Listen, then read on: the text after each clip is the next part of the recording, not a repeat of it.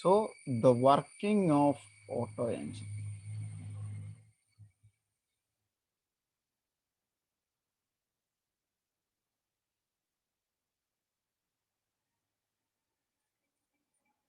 നമ്മൾ കഴിഞ്ഞ ദിവസം പറഞ്ഞിരുന്നു ഓട്ടോ എഞ്ചിന് അതിൻ്റെ ഫ്യൂവൽ അകത്തേക്ക് ഒരു ഇൻലെറ്റ് ഉണ്ട്, അതുപോലെ ഒരു സ്പാർക്ക് പ്ലഗ് ഉണ്ട് ഒരു സ്പാർക്ക് പ്രൊഡ്യൂസ് ചെയ്യാൻ, അതുപോലെ അതിനകത്തെ റിയാക്ഷന് ശേഷം ഹീറ്റ് പുറത്തേക്ക് പോകാൻ ഒരു ഔട്ട്ലെറ്റ് ഉണ്ട്. I spark plug, S outlet, oil. ഈ ഫിഗർ വരച്ചതല്ലേ അന്ന് ബുക്കിൽ? എന്ന് വരച്ചു തന്നതല്ലേ?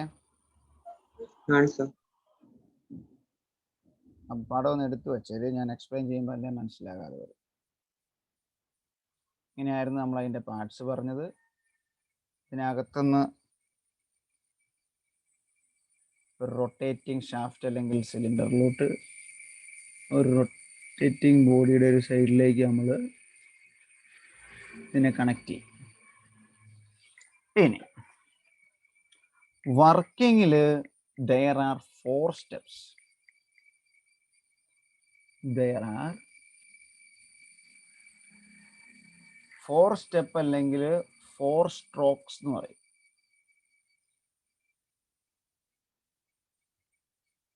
There are 4 strokes for the working of a petrol engine or auto engine. Auto എഞ്ചിൻ്റെ മറ്റൊരു പേരാണ് പെട്രോൾ എഞ്ചിൻ.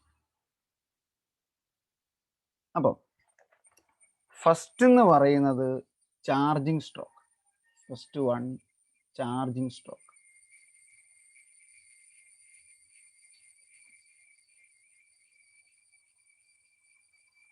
ചാർജിങ് സ്ട്രോക്കിൽ നമ്മൾ എന്നാ ചെയ്യുമെന്ന് ചോദിച്ചാൽ ഈ ഇൻലെറ്റിലൂടെ പെട്രോൾ വേപ്പറും എയറും അറ്റ്മോസ്ഫിയറിക് പ്രഷറിൽ ഈ സിലിണ്ടറിനകത്തേക്ക് കടത്തി വിടും. That means a mixture of air and petrol vapour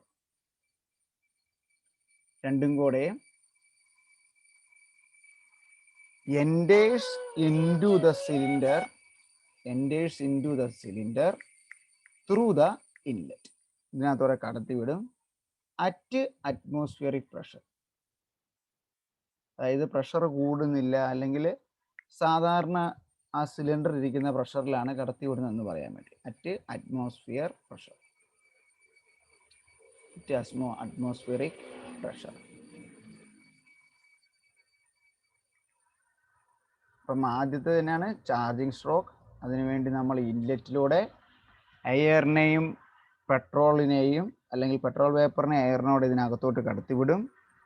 ഇതിനകത്തോട്ട് കടത്തി വിടുമ്പോൾ ഈ പിസ്റ്റൺ എന്നായും ഇതിനകത്തെ വോളിയം കൂടും അല്ലേ? അപ്പോൾ വോളിയം കൂടും,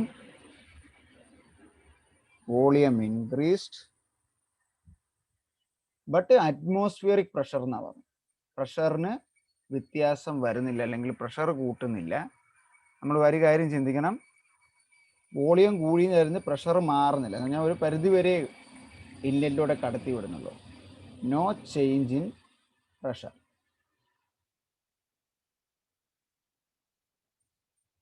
അപ്പം നമ്മൾ കാർനോട്ട് എഞ്ചിന് കാർനോട്ട് സൈക്കിൾ വരച്ചതുപോലെ ഇവിടെയും നമുക്ക് ഇൻഡിക്കേറ്റർ ഡയഗ്രാം വരയ്ക്കാം. പ്രഷർ വേഴ്സസ് വോളിയം ഗ്രാഫ് വരച്ചാൽ let consider the pressure is in the y-axis and volume is in the x-axis. ആദ്യം നമ്മളുടെ വോളിയം ഇൻക്രീസ്. അപ്പോൾ നമുക്കൊരു ഇനിഷ്യലി ഒരു വോളിയം ഉണ്ടായിരുന്നു. ഇവിടെ ഒരു വോളിയം, ഇനിഷ്യൽ വോളിയം. ഇവിടെ വേറൊരു ഫൈനൽ വോളിയം. അപ്പോൾ ഇതിന് നേരെ ഒരു പോയിന്റിൽ ഇവിടെ നമുക്കിങ്ങനെ ഒരു ഇനിഷ്യൽ വോളിയത്തിൻ്റെ പോയിന്റ് ഇങ്ങനെ വരച്ചു വെക്കാം. ഫൈനൽ വോളിയത്തിൻ്റെ കേസിലെ പോയിന്റ് നമുക്ക് ഇവിടെ ഒരു സ്ട്രെയിറ്റ് ലൈൻ കൊണ്ട് യോജിപ്പിക്കാം. സോ ഇവിടെ എന്നാ സംഭവിച്ചതെന്ന് ചോദിച്ചാൽ let consider 2 point from E two A. ആദ്യം ഇരുന്നത് ഇ എന്ന് പറയുന്ന പോയിന്റും രണ്ടാമത് ഇരിക്കുന്നത് എ എന്ന് പറയുന്ന പോയിന്റും ആണെങ്കിൽ വോളിയം എന്നാ ചെയ്തു? വോളിയം കൂടി, പ്രഷറിന് വ്യത്യാസമില്ല. So it is A straight line. അപ്പം ഒന്നാമത്തെ സൈക്കിള് ചാർജിങ് സ്ട്രോക്ക് എന്ന് പറയുന്നത് is represented as A straight line. That means E A എന്ന് പറയുന്ന സ്ട്രെയിറ്റ് ലൈൻ ഈ ഇൻഡിക്കേറ്റർ ഡയഗ്രത്തിൽ സൂചിപ്പിക്കുന്നതാണ് ചാർജിങ് സ്ട്രോക്ക്. ചാർജ് സ്ട്രോക്ക് എന്ത് നടക്കുന്നു? എയറും പെട്രോൾ വേപ്പറും ഇൻലെറ്റിലൂടെ കടത്തിവിടുന്നു അറ്റ് അറ്റ്മോസ്ഫിയറിക് പ്രഷർ. ഇത് പ്രഷർ നോക്കി, ഇവിടെയാണ് ഇത് പ്രഷർ മാർക്ക് ചെയ്യുന്നതെങ്കിൽ പ്രഷർ ഒരു കോൺസ്റ്റന്റ് ആയിട്ട് നിൽക്കുന്നു. പക്ഷെ വോളിയം കൂടുന്നു. ഇവിടുത്തെ ടെക്സ്റ്റിൽ ഇങ്ങനെ ആയിട്ട് കിടക്കുന്നത്, അതുകൊണ്ട് ഞാൻ എഴുതുന്നുള്ളൂ. V1 V2 തിരിച്ചു കൊടുക്കും. ഇത് V2, ഇത് V1. അപ്പം V2 എന്നായിരുന്നു ആദ്യത്തെ വോളിയം എന്നിരിക്കട്ടെ. പിന്നെ ആ വോളിയം V1, അല്ലെങ്കിൽ വോളിയത്തിന് ഒരു ഇൻക്രീസ് വന്നു, ഗ്രാഫ് വലത്തേക്ക് മൂവ് ചെയ്തു. That is represented by the straight line EA. മനസ്സിലായ അഞ്ജു? First charging stroke.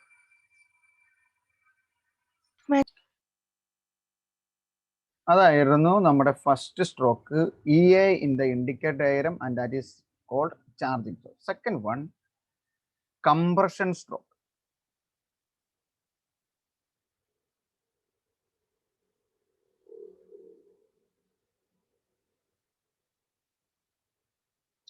അത് നമ്മൾ ഇൻഡിക്കേറ്റർ ഡയഗ്രത്തിൽ റെപ്രസെന്റ് ചെയ്യാൻ പോകുന്നത് A മുതൽ B വരെയാണ്. നമുക്ക് വരച്ച് ചെയ്യുമ്പോൾ മനസ്സിലായിക്കോളും. ഇനി കംപ്രഷൻ സ്ട്രോക്കിൽ എന്നാ പറ്റും? നമ്മളിപ്പോൾ ആദ്യം കടത്തിവിട്ട ഇൻലെറ്റ് വാൽവ് അങ്ങോട്ട് ക്ലോസ് ചെയ്യുക. Inlet valve is closed. Inlet valve അടച്ചിട്ട് കംപ്രസ് ചെയ്യുക എന്ന് പറഞ്ഞാൽ പിസ്റ്റണിനെ മുകളിലോട്ട് ഉയർത്തണം അല്ലേ? ഇതിനെ മുകളിലോട്ട് ചെയ്യുമ്പോൾ ഇത് മുകളിലോട്ട് പോയി കംപ്രസ്ഡ് ആവും. piston moves in upward direction. അങ്ങനെ കംപ്രസ് ചെയ്യുമ്പോഴത്തേന് the compression is in adiabatic compression. Adiabatic compression എന്ന് പറഞ്ഞാൽ അതിൻ്റെ അർത്ഥം തന്നെയാണ് ദയാൽ. അഡിയബാറ്റിക് ഒരു പ്രോസസ് അഡിയബാറ്റിക് എന്ന് പറയണമെങ്കിൽ കാരണം എന്നാ? there is no change in heat energy. No change in heat or Q എന്നുള്ളത്. ഇനി നമ്മളിപ്പോൾ എന്നാ പറ്റും? കംപ്രസ് ചെയ്യുമ്പോൾ നമുക്കറിയാം പ്രഷർ കൂടും, pressure increased, and also temperature increased. അതായത് ഈ പിസ്റ്റൺ മുകളിലോട്ട് മൂവ് ചെയ്യുന്നു, ഇൻലെറ്റ് എല്ലാം അടച്ചു, ഇത് മുകളിലോട്ട് ചെയ്യുമ്പോഴത്തേന് കംപ്രസ് ചെയ്തങ്ങ് പോവും, വോളിയം കുറയും. നോക്കൂ, നമ്മുടെ ഇൻഡിക്കേറ്റർ ഡയഗ്രത്തിൽ ഇവിടെ V1 വോളിയം കുറഞ്ഞ് ഇങ്ങോട്ട് വരും, പ്രഷർ കൂടും. അപ്പൊ ഇവിടെ ഒരു പോയിന്റ് വരച്ചു കഴിഞ്ഞാൽ ഇത് B ആണെങ്കിൽ ഇവിടെ എന്താ ഇങ്ങനെ ഒരു എക്സ്പോണൻഷ്യൽ ആയിട്ട് ഗ്രാഫ്.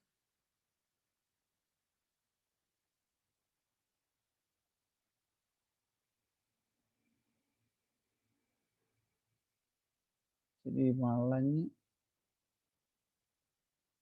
ഇവിടെ വന്ന് ജോയിൻ ചെയ്യും. നോക്കിയേ, വോളിയം എന്നാ പറ്റി? വോളിയം കുറഞ്ഞു അല്ലേ? ഇതിലാ വോളിയം ഡിക്രീസ്ഡ്, പ്രഷർ ഇൻക്രീസ്ഡ്, ടെമ്പറേച്ചറിന്റെ ചേഞ്ച് വന്നെന്ന് പറഞ്ഞു. അപ്പൊ നമുക്ക് വേണമെങ്കിൽ ഇവിടെ T1 കൊടുത്തു കഴിഞ്ഞാൽ temperature is varied from T1 to T2. That is the compression stroke. That is represented by AB, line AB as in the indicator diagram. എന്നാൽ പറഞ്ഞു അഞ്ജു, എന്താ പറ്റുന്നത് compression സ്ട്രോക്കിൽ?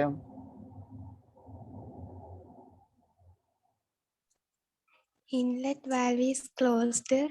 Pistons moves in upward direction. Inlet valve അടയ്ക്കുന്നു, piston മുകളിലോട്ട് ഉയരുന്നു. Piston മുകളിലോട്ട് ഉയരുമ്പോൾ എന്നാക്കെ പറ്റും? Pressure increase. പ്രഷർ കൂടും, വോളിയം കുറയും. പ്രഷർ കൂടുന്നു, Temperature increase. ഈ പോയിന്റിൽ ഈ പോയിന്റിലോട്ട് വന്നപ്പോൾ പ്രഷർ ഇത്രയും കൂടിയല്ലേ? പ്രഷർ ഇത്രയും കൂടി, വോളിയം ഇത്രയും കുറഞ്ഞു, ടെമ്പറേച്ചർ മാറി T1 നിന്ന് T2 ആയി. എന്നുവെച്ചാൽ നമ്മൾ മുമ്പേ അഡിയബാറ്റിക് എന്ന് പറഞ്ഞു, ഇവിടെ അഡിയബാറ്റിക് എന്നൊന്നും പറഞ്ഞില്ല, അറ്റ്മോസ്ഫിയർ പ്രഷർ എന്ന് പറഞ്ഞില്ല. അവിടെ രണ്ടിനും മാറ്റം, പ്രഷറിന് വ്യത്യാസം ഇല്ലായിരുന്നു മുമ്പ്. ഇവിടെ പ്രഷർ മാറി, വോളിയം മാറി, ടെമ്പറേച്ചർ മാറി. So next cycle, third one. Third one ആണ് ശരിക്കും ഇതിൻ്റെ വർക്കിംഗ് നടക്കുന്ന ഭാഗം. അതായത് the power stroke or business stroke. Power stroke or business stroke. That is represented by രണ്ടെണ്ണം ഉണ്ട്, ബി ടു സിയും ആൻഡ് സി ടു ഡിയും പറഞ്ഞുതരാം. അപ്പൊ പവർ സ്ട്രോക്ക് അല്ലെങ്കിൽ ബിസിനസ് സ്ട്രോക്ക്, ഇനി വർക്ക് ചെയ്യാൻ പോവാ നമ്മുടെ വർക്കിംഗ് സബ്സ്റ്റൻസ്. അപ്പൊ നമ്മൾ ഇത് നന്നായിട്ട് കംപ്രസ് ചെയ്ത് വെച്ചിരിക്കുകയാണ്. ഇതിനകത്ത് എന്നാക്കിയുണ്ട്, പെട്രോൾ വേപ്പറും ഉണ്ട്, എയറും ഉണ്ട്. ഇനി നമ്മൾ എന്നാ വെച്ചാൽ ഒരു സ്പാർക്ക് അങ്ങ് കൊടുക്കും. വണ്ടിയുടെ ആണെങ്കിൽ കിക്കർ അടിക്കുന്നു, സെൽഫ് സ്റ്റാർട്ട് ചെയ്യുന്നു. അപ്പം ഇതിനകത്ത് സ്പാർക്ക് വരുമ്പോൾ ഇത് കത്തും. സ്പാർക്ക് പ്ലഗിനകത്ത് ഒരു സ്പാർക്ക് കൊടുത്തു കഴിയുമ്പം ഇറ്റ് ഇഗ്നൈറ്റ് എന്ന് പറഞ്ഞാൽ കത്തിക്കുക. It ignite the compressed gas.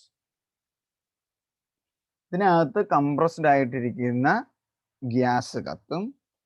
Temperature ഷാർപ്പായിട്ട് ഇൻക്രീസ് ചെയ്യും. Temperature increased up to 2000 degree Celsius, 2000 degree Celsius വരെയും ടെമ്പറേച്ചർ കൂടും. ആൻഡ് പ്രഷറും വളരെ പെട്ടെന്ന് ഇൻക്രീസ് ചെയ്യും. പ്രഷർ, അറ്റ്മോസ്ഫിയർ പ്രഷർ ആണെങ്കിൽ അതിൻ്റെ ഒരു 15 ഇരട്ടിയോളം. Pressure increased up to 15 atmospheric pressure. അപ്പോൾ നോക്കിയേ, actually it is represented by a straight line. ഇത്രയും ഭാഗം പ്രഷർ ഒറ്റയടിക്ക് ഇൻക്രീസ് ചെയ്തു, ടെമ്പറേച്ചർ ഒറ്റയടിക്ക് ഇൻക്രീസ് ചെയ്തു. സോ ഇതൊരു സ്ട്രെയിറ്റ് ലൈൻ ആയിട്ട് നമുക്ക് റെപ്രസെന്റ് ചെയ്യും. And that is in the indicated diagram B2C.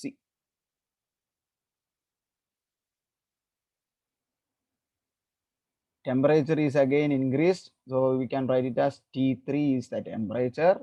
Pressure 15 atmosphere വരെ ഇൻക്രീസ് ചെയ്തു. ടെമ്പറേച്ചർ 2000 ഡിഗ്രി സെൽഷ്യസ് വരെയും ഇൻക്രീസ് ചെയ്യും.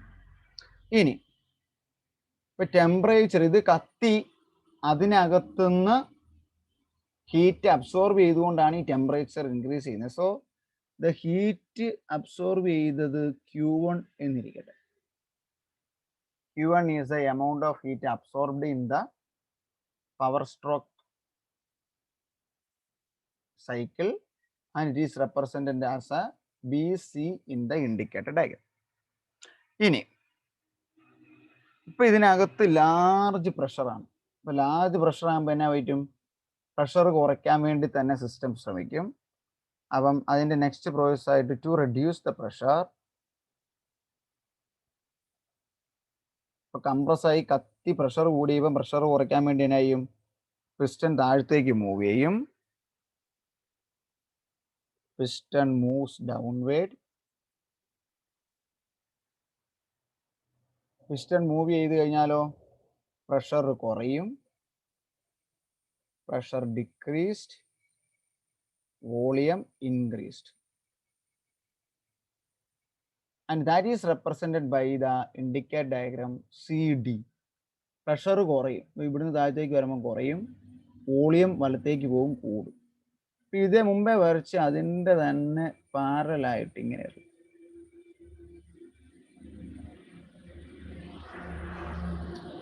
C2D.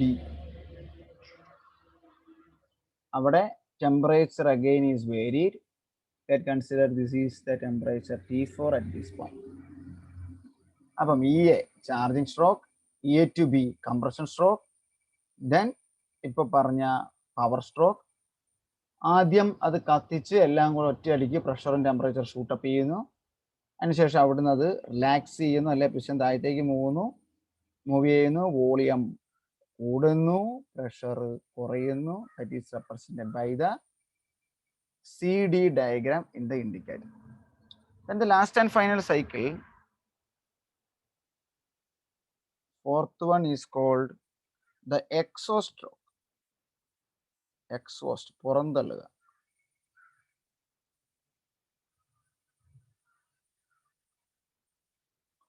And that is represented by the indicator diagram D2A.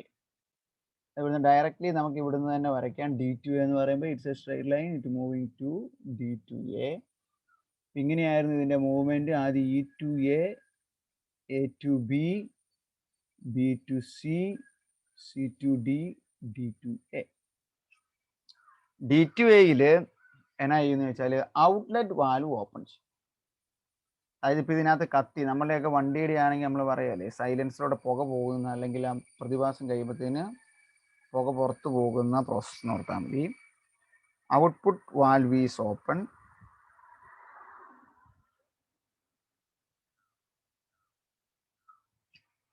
Output valve തുറക്കുന്നു. The gas escape into the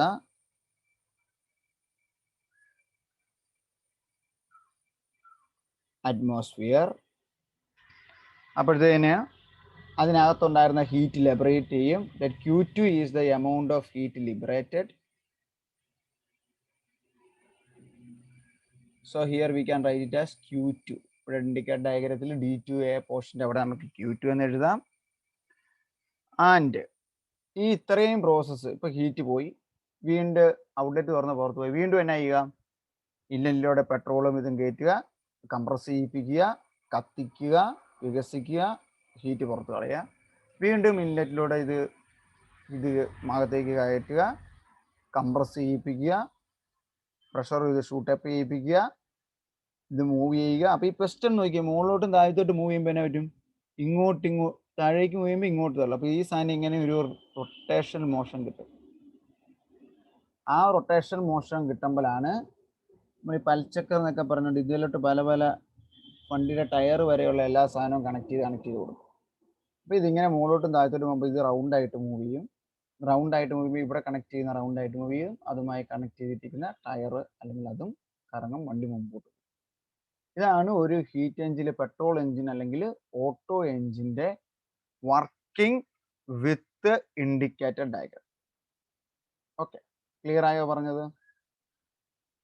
Dayal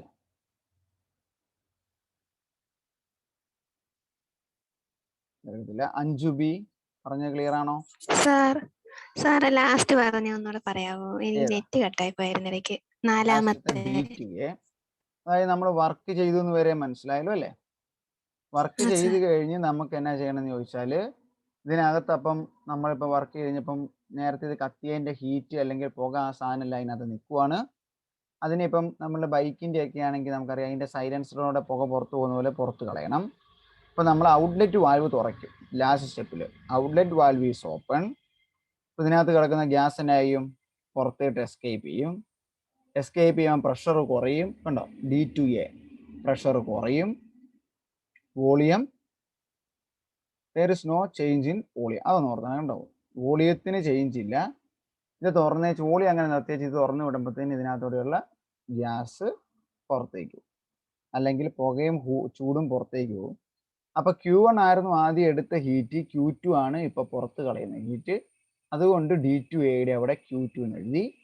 തിരിച്ചത് അതിൻ്റെ initial temperature T1ലേക്ക് വന്നു. പിന്നെ ഈ സൈക്കിൾ ഇങ്ങനെ റിപ്പീറ്റ് ആയിട്ട് കണ്ടിന്യൂസ് ചെയ്തുകൊണ്ടിരിക്കും.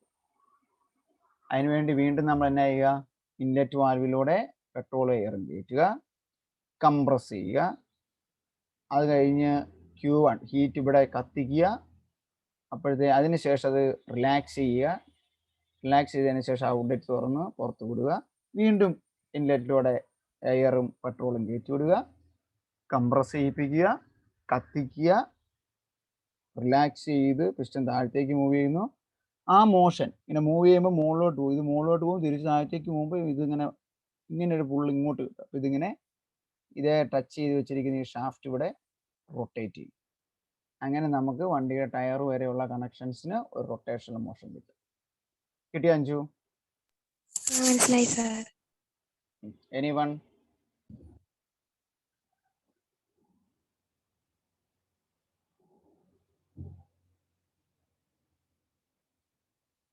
തെർമൽ എഫിഷ്യൻസിയുടെ ഇക്വേഷൻ എന്നായിരുന്നു?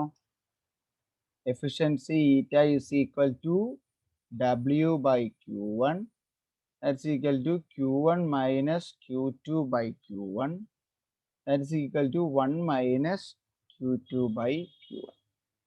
ഇപ്പം ഒരു ഗ്രാഫ് നമുക്ക് കിട്ടിക്കഴിഞ്ഞാൽ ദ വർക്ക് ഡൺ അല്ലെങ്കിൽ W എന്ന് പറയുന്നത് the area of the graph of area enclosed. ഇവിടെ ഇത്രയാ അല്ലെ ക്ലോസ്ഡ് ഏരിയ, ഇത്രയും ഭാഗം വരും. The area enclosed in the A B C D A, അത്രയും ഭാഗത്തെ ഏരിയ ആയിരിക്കും നമ്മളുടെ ഇവിടുത്തെ ഓട്ടോ എഞ്ചിന്റെ വർക്ക് ഡൺ. സർ ഇനി അവിടെ 1 മൈനസ് Q2 by Q1 എന്നല്ലേ സർ? അവിടെ ഞാൻ മാറിപ്പോയി അല്ലേ, sorry. That is equal to 1 minus Q2 by Q1. ഇവിടെ നമുക്ക് എഴുതാൻ പറ്റുന്നത് eta is equal to in terms of volume 1 minus V2 by V1. ഇതാണ് ഇവിടുത്തെ ഇക്വേഷൻ. എങ്ങനെയാ വന്നതെന്ന് ഞാനിപ്പോൾ ചെയ്ത് കാണിക്കാം. ഇവിടെ നമ്മളൊരു അഡിയബാറ്റിക് കംപ്രഷന്റെ കാര്യം പറഞ്ഞാൽ അതായത് A to B, അതായത് കംപ്രഷൻ സ്ട്രോക്കിൽ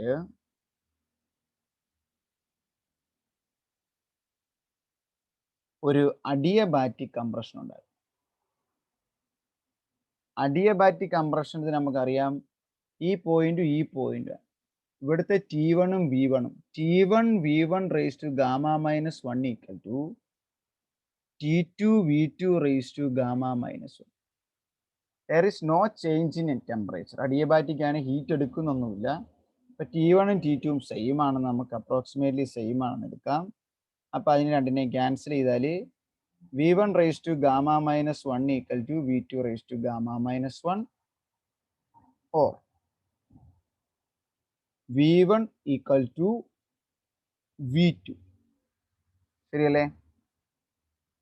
അല്ലെങ്കിൽ V2 divided by V1, that is equal to 1 എടുക്കാം. അപ്പൊ നമ്മൾ ക്യൂവിനെ വോളിയത്തിന്റെ ടേമിൽ അഡിയബാറ്റിക്കലി എഴുതുന്ന ഇങ്ങനെയാണ്, അതായത് V2 by V1. So Q2 by Q1 that we can written as V2 by V1. അഡിയബാറ്റിക്കിന്റെ കേസിലെ ക്യൂവിന്റെ ഇക്വേഷൻ ആണിത്, ഹീറ്റിന്റെ equation. Or any adiabatic equation T V raised to gamma minus 1. Gamma എന്ന് പറഞ്ഞാൽ ഒരു കോൺസ്റ്റന്റ് ആണ്, അത് CP by CV ആയിരിക്കും. നിങ്ങൾ ഒരു കാര്യം ഓർത്തേക്കുക, ഇവിടെ അഡിയബാറ്റിക് ഇതിന്റെ കേസ് അല്ലെങ്കിൽ ഒരു ഓട്ടോ എൻജിന്റെ എഫിഷ്യൻസി പ്രോബ്ലത്തിൽ വോളിയമാണ് തന്നിരിക്കുന്നതെങ്കിൽ 1 മൈനസ് Q2 by Q1 പകരം 1 മൈനസ് V2 by V1 എന്ന് പറയുന്ന ഇക്വേഷൻ കൊണ്ട് നമുക്ക് എഴുതാം. ഇനി ഇവിടെ V2 by V1 എന്ന് പറയുന്നതിന് നമ്മൾ വിളിക്കുന്ന പേരാണ് റോ. അതിന് വിളിക്കുന്ന പേരാണ് adiabatic compression ratio. Adiabatic compression ratio. അപ്പോൾ നന്നായിട്ട് കംപ്രസ്ഡ് ആകണം, എന്നാലേ നമ്മൾ ചെറിയ സ്പാർക്ക് കൊടുക്കുമ്പോഴേ കത്തുള്ളൂ. പക്ഷേ ഈ റോയുടെ വാല്യൂ 10ൽ താഴെയായിരിക്കണം. If it is greater than 10, 10ൽ കൂടുതലായി കഴിഞ്ഞാൽ സ്പാർക്ക് കൊടുക്കാതെ തന്നെ ഇത് ഇഗ്നൈറ്റ് ചെയ്യും. If rho greater than 10, the gas ignite itself. അപ്പം നമ്മൾ ഉണ്ടാക്കുമ്പം അല്ലെങ്കിൽ ഈ മെഷീൻ ഉണ്ടാക്കുമ്പോൾ എത്ര ഗ്യാസ് ഒക്കെ അകത്തോട്ട് പോകണം എന്നുള്ളത് ഈ റോ എന്ന് പറയുന്ന ക്വാണ്ടിറ്റിനോട് ഡിപ്പെൻഡ് ചെയ്യും അല്ലേ. റോ 10ൽ കൂടുതൽ പറഞ്ഞാൽ വണ്ടി തന്നെ അങ്ങ് ഹീറ്റായി പോകും, അല്ലെങ്കിൽ ഈ സാധനം തന്നെ കൊത്തും. അത് ചെയ്യാൻ പാടില്ല. സോ നമ്മൾ V2 by V1 എന്ന് പറയുന്ന റേഷ്യോ എപ്പോഴും ലെസ് ദാൻ 10 ആയിരിക്കണം. ഇനി ഇതൊന്ന് നോട്ട് ചെയ്തെടുത്ത് thermal efficiency eta equal to W/Q1. എന്നിട്ട് ഇവിടെ നിന്ന് ഇതങ്ങ് എഴുതിയാൽ മതി. ഏരിയ വെച്ചും കണ്ടുപിടിക്കാം. ഈ ഇക്വേഷനോട് എഴുതിയെടുത്താൽ മതി. ഇത് എഴുതിയെടുക്കേണ്ട കാര്യമില്ല. പിന്നെ ഈ V2/V1 എന്ന് പറഞ്ഞ റോ, അത് അഡിയബാറ്റിക് കംപ്രഷൻ റേഷ്യോ എന്ന് വിളിക്കുന്നു. If rho greater than 10, then the gas ignite itself.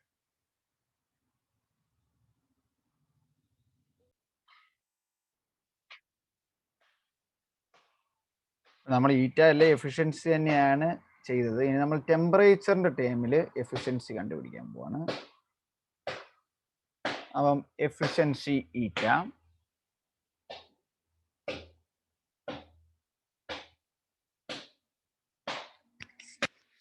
efficiency eta is equal to 1 minus Q2/Q1. ഇനി ഇവിടുത്തെ Q2, സോറി ഇത് Q1 ഇത് Q2. നമുക്ക് ആദ്യം Q1 എഴുതാം. Q1 എന്ന് പറഞ്ഞാൽ ഏതായിരുന്നു? ബി മുതൽ സി വരെയുള്ള സ്ട്രോക്കിൽ. അവിടുത്തെ ക്യൂവിൻ്റെ ഇക്വേഷൻ ഇതാണ്. Q1 ഈക്വൽ ടു ഇവിടെ volume constant. So at constant volume heat capacity into temperature T3 minus T2. ഈ ഇക്വേഷൻ നിങ്ങൾ ഇങ്ങനെ എഴുതി പഠിക്കണം. Q1 is equal to C into delta T എന്നാണ്. സി ഡെൽറ്റ ടി നമ്മൾ ചേഞ്ച് ഇൻ ടെമ്പറേച്ചർ. അത് T3 ആണ് കൂടുതൽ. T3 minus T2 at constant volume specific heat capacity. So Q1 equal to CV into T3 minus T2. Similarly Q2 പറഞ്ഞേ. ഈ Q2 എത്രയാന്ന് പറഞ്ഞേ? Anseena, Q2